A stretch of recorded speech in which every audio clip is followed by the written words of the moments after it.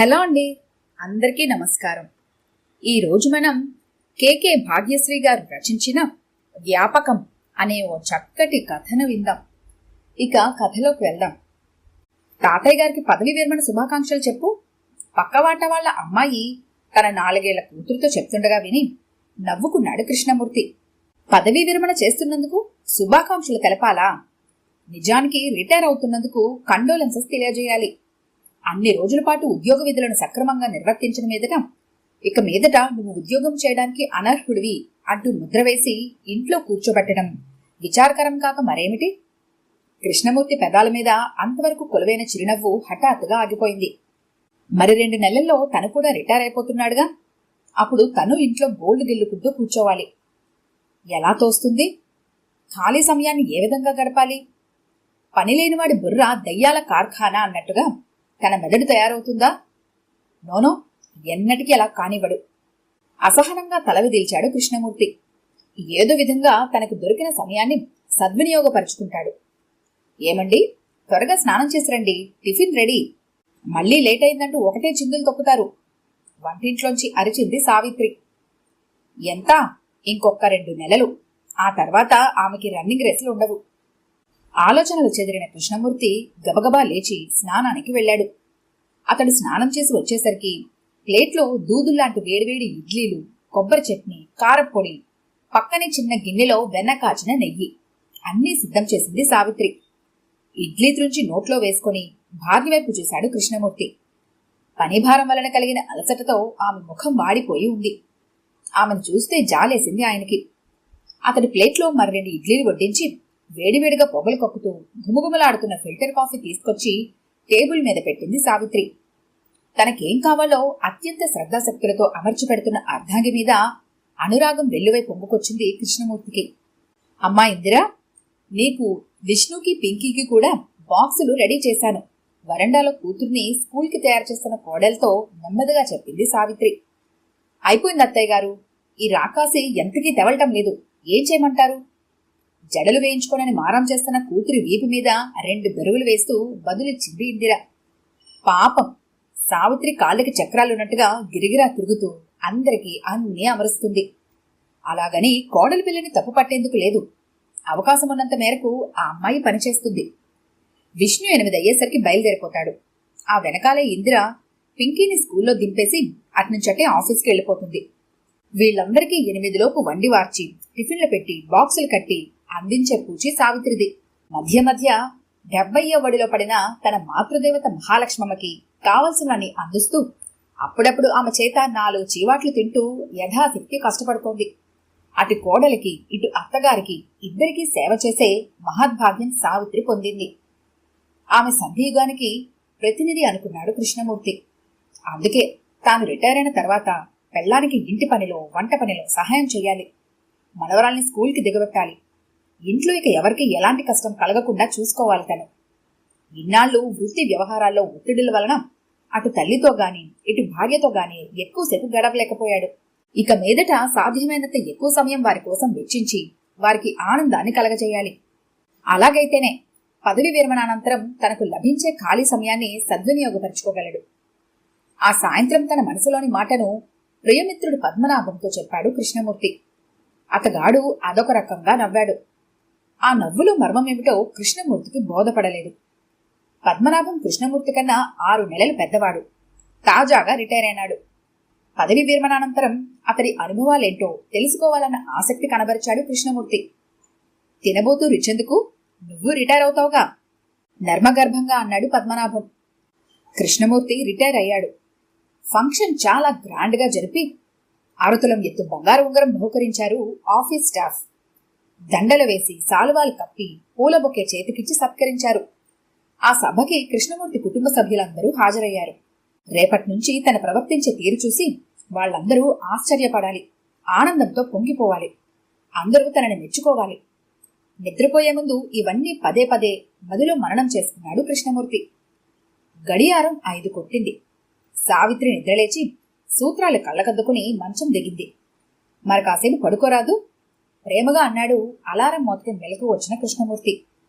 అతడి వైపు ఓసారి చూసి మాట్లాడకుండా మంచం దిగింది సావిత్రి. ఆ చూపులో రిటైర్ అయింది నువ్వు, నేను కాదు అన్న అర్థం కనిపించింది అతడికి. నిజమే, ఆడవాళ్ళకి రిటైర్మెంట్ లేదు, బాధగా అనుకున్నాడు. రోజు 7 దాకా నిద్రలేవని కృష్ణమూర్తికి మరి పడుకోవాలనిపించలేదు.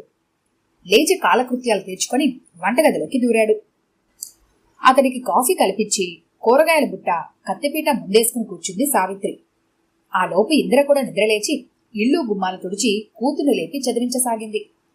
నీకింకేమైనా పని ఉంటే చూసుకో, కూరలు నేను తరిగి పెడతాను అన్నాడు కృష్ణమూర్తి భార్యామణికి సహాయం చేసే సదుద్దేశంతో కుర్చీ దగ్గరికి లాక్కుంటూ. నా ముఖం మీ వల్లేమవుతుంది, అలవాటు లేని ఓపాసన దేనికి వారించింది సావిత్రి. ప్రయత్నించి చూస్తాను అంటూ పీలర్ తీసుకుని బీరకాయ చెక్కు తీయసాగాడు. ఎన్నడూ చేయని పని కావడంతో తొక్కుతో పాటు బీరకాయ కూడా పెద్ద పెద్ద పెచ్చులుగా ఊడి వస్తోంది. అయ్యో రాత, ఇలాగా చెక్కు తీసేది? ఇలా అయితే కేజీ బీరకాయలు 1/4 కేజీ కూడా రావు. కృష్ణమూర్తి చేతిలోంచి పీలర్ లాక్కుంది సావిత్రి సుతారంగా. పోనీ నువ్వు చెక్కి తీసియ్యి, నేను ముక్కలు కోసి పెడతాను. పట్టు వదలని విక్రమార్కుడి అయ్యాడు కృష్ణమూర్తి. జాగ్రత్త, కోసుకోగలరు. సావిత్రి మాట ఇంకా నోట్లోనే ఉంది. బీరకాయ ముక్కతో పాటు తన వేలు తెగ్గొట్టుకున్నాడు కృష్ణమూర్తి. రక్తం బొటబొటా కారసాగింది. అయ్యయ్యో, మీకెందుకొచ్చిన గోలంటే వినరు కదా, ఇప్పుడు చూడండి. గుడ్డ తడిపి వేలికి కట్టుకడుతూ కళ్ళనీళ్లతో మందలించింది సావిత్రి. ఎందుకు నాన్నా అక్కర్లేని యాతన, హాయిగా కాఫీ త్రాగుతూ పేపర్ చదువుకోక ఉచిత సలహా ఒకటి పాడేశాడు విష్ణు. అక్కడే కూర్చుని పింకీ చేత హోంవర్క్ చేస్తున్న ఇందిర, మరే మీపాటి జ్ఞానం తెలివితేటలు ఆయనకెక్కడివి? కనీసం ఈ వయసులోనైనా అత్తయ్య గారికి సహాయపడాలనే కోరిక కలిగింది ఆయనకి. మీరు ఉన్నారు ఎందుకు? సందు దొరికింది కదా అని దెప్పి పొడిచింది ఇందిర. గాలి నావైపు మళ్ళిందేంట్రా దేవుడా అనుకుంటూ పేపర్ పట్టుకు గదిలోకి వెళ్లిపోయాడు విష్ణు. రోజువారీ కార్యక్రమాలు యథావిధిగా ముగిశాయి. ఆఫీస్కి బయలుదేరుతున్న కోడలతో, పింకీని నేను స్కూల్కి దిగబెడతానులేమ్మా అన్నాడు కృష్ణమూర్తి. మీకెందుకు మామయ్య గారు అనవసర శ్రమ, నేనెటూ అటే వెళ్లేది. మీరు హాయిగా రెస్ట్ తీసుకోండి సున్నితంగా చెప్పేసి పింకీని తీసుకుని బయటపడింది ఇందిర. అయోమయంగా చూస్తూ ఉండిపోయాడు కృష్ణమూర్తి. వీళ్ళెవ్వరూ తన సేవల్ని ఉపయోగించుకోవాలనుకోవటం లేదేంటి?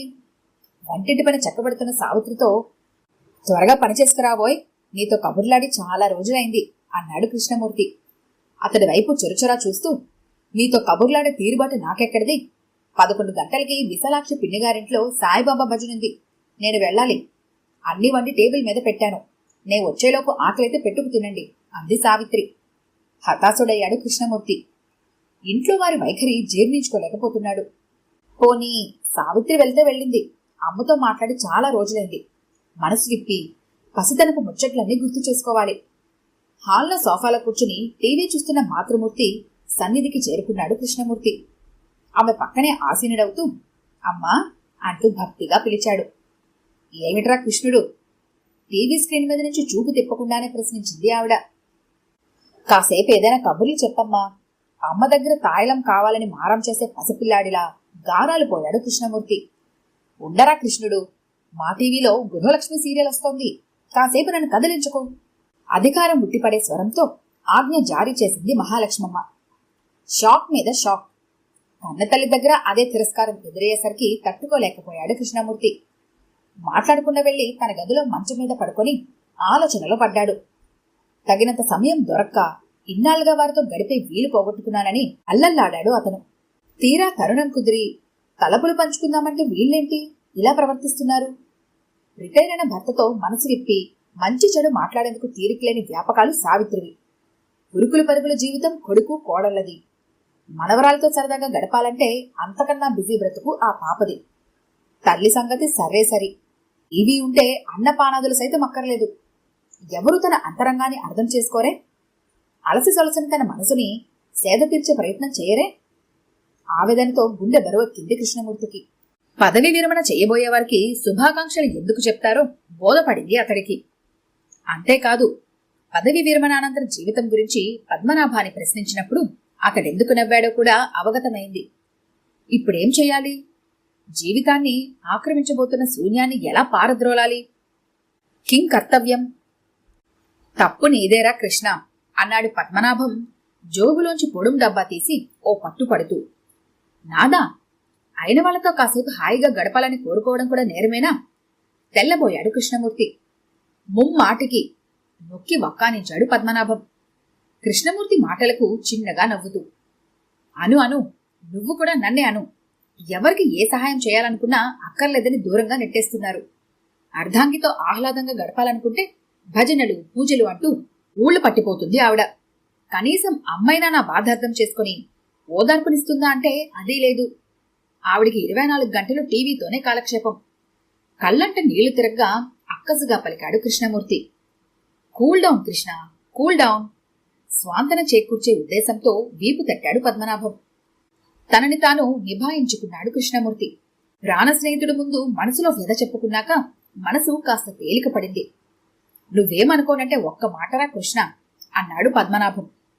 చెప్పమన్నట్లుగా చూశాడు కృష్ణమూర్తి. వెనుకటికి ఒక చీమ నా బంగారు కన్నంలో వేడి పెడితే నే కుట్టనా అందట. నీది అదే పరిస్థితి, అర్థమైందా అన్నాడు పద్మనాభం నింపాదిగా. ఒరే పద్దు, నివ్వెరపోయాడు కృష్ణమూర్తి. ఇన్నాళ్ల బట్టి ఒక పద్ధతి ప్రకారం సాగిపోతున్న వారి జీవనశైలిని భగ్నం చేసి అస్తవ్యస్తం చేసే హక్కు నీకు లేదు. సిస్టమేటిక్ గా నడిచిపోతున్న పనుల షెడ్యూల్ వాళ్ళది. పనిమాలా వెళ్లి వాళ్ళ పనులకి అడ్డం తగులుతూ కాళ్లలో కర్రలా వ్యవహరించడం నీకు తగదు. ఎవరి పనులు వారిని చేసుకొని నీ సహాయం అర్థించినప్పుడు చెయ్యి, లేదంటే ఊరుకో హితోపదేశం చేశాడు పద్మనాభం. ఏదో అర్థమైనట్టుగా తలపంకిస్తూ, అది సరే, మీ చెల్లాయికి మా అమ్మకి ఏమైంది? వారి వ్యాపకాలు ప్రక్కన పెట్టి కాసేపు నాతో గడపలేరా ఆర్తిగా అడిగాడు కృష్ణమూర్తి. చిన్నపిల్లాడిలా అమాయకంగా అంటున్న అతడిని చూసి నవ్వు, జాలి కలగలిపిన భావన ఒకటి ప్రత్యక్షమైంది పద్మనాభం ముఖమండలంలో. నీ ఉద్యోగ విధులతో తలమునకలుగా నిమగ్నమై ఉన్నప్పుడు నీకు ఆలోచనలేమీ రాలేదు. ఇంట్లోని మనుషులకి ఎలా ఊసిపోతుందో తెలుసుకోవాలన్న ఉత్సుకత కలగలేదు. ప్రొద్దుట్నుండి ఇంట్లో అందరికీ వండి వార్చి అలసిపోయిన చెల్లెమ్మ తన మనసుకి స్వాంతని కలగజేసుకునేందుకు గుళ్ళు గోపురాలకి భజనలకు తిరుగుతూ తనకి కావలసిన వ్యాపకం కల్పించుకుంది. ఇక మీ అమ్మగారి సంగతంటావా? ఇంట్లోని వారు ఎవరికి వారే యమునా తీరే అన్నట్టు ప్రవర్తిస్తూ ఉండటంతో ఒంటరితనం భరించలేక తనకు కావలసిన ఆనందాన్ని టీవీ కార్యక్రమాల్లో వెతుక్కుంది ఆవిడ. ఇవాళ నువ్వు రిటైర్ అయి ఇంట్లో కూర్చున్నావని వాళ్ళ వ్యాపకాలు ఎలా వదులుకోగలరు చెప్పు? దొరక్క నీకు లభించిన సమయాన్ని వెచ్చించి ఏవో వ్యాపకాలను సృష్టించుకోవాలన్న తపనతో ఇంట్లోని వారి వ్యాపకాలకు అవరోధంగా నిలుస్తున్నావన్న సంగతి గుర్తించు. కృష్ణమూర్తికి అర్థమయ్యే రీతిలో విడమర్చి చెప్పాడు పద్మనాభం. అయితే నేనేం చెయ్యాలి? దారి తెన్ను తెలియని పాండుడిలా అడిగాడు కృష్ణమూర్తి. త్రికాల జ్ఞానిలా చిద్విలాసంగా నవ్వి, నీకిష్టమైతే నీ శ్రీమతితో పాటు పూజలకి భజనలకి వెళ్ళు, దీనులకు సేవ చెయ్యి. నీ వలన కాదనుకుంటే మీ అమ్మగారితో కలిసి టీవీ సీరియల్స్ చూడు, సవివరంగా వాటి గురించి చర్చించు. అదే వద్దనుకుంటే నీ మనసుకి ఆనందాన్నిచ్చే సరికొత్త హాబీ సృష్టించుకో. గార్డెనింగ్, పేదలకి ఉచితంగా చదువు చెప్పడం, ఇలాంటివేవన్నా. లేకపోతే ఇంకొక పని కూడా చెయ్యొచ్చు. జీవితంలో ఏదో సాధించాలి అనుకుని సమయం కుదరక విడిచిపెట్టేసిన పాత హాబీలేమన్నా ఉంటే కొనసాగించు. అంతేగాని మిగిలిన వారి పనులకు ఆటంకంగా నిలిచే వ్యాపకం మానుకో హితబోధ గావించాడు పద్మనాభం. కృష్ణమూర్తికి జ్ఞానోదయం అయ్యింది. కర్తవ్యం బోధపడింది. గీతోపదేశం గావించిన శ్రీకృష్ణుని ఎదుట మోకరిల్లిన పార్థుడి వలె పద్మనాభం పాదాల వద్ద సాష్టాంగపడ్డాడు. మరి 4 రోజుల తర్వాత చిన్నప్పుడెప్పుడో నేర్చుకుని మానేసిన సంగీతాన్ని తిరిగి నేర్చుకునేందుకు ప్రముఖ విద్వాంసుడైన కోదండపాణిని ఆశ్రయించాడు కృష్ణమూర్తి, ఎవరెంతగా నవ్వినా పట్టించుకోకుండా. ఈ కథ కనుక మీకు నచ్చినట్లయితే లైక్ చేయండి, షేర్ చేయండి. మరిన్ని ఇంట్రెస్టింగ్ కథల కోసం మా ఛానల్ని తప్పకుండా సబ్స్క్రైబ్ చేసుకోండి.